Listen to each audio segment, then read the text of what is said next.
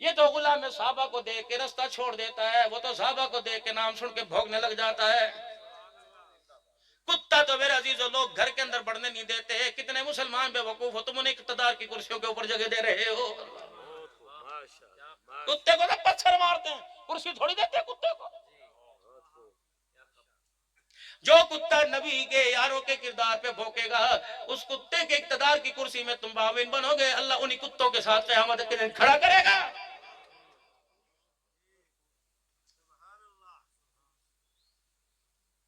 ये कैसे हो सकता है? बातिल और हक बराबर हो जाए, नूर और उजाला बराबर हो जाए। क्या खुदा कुरान के अंदर नहीं वाज़ेह तौर पे फरमा रहा है?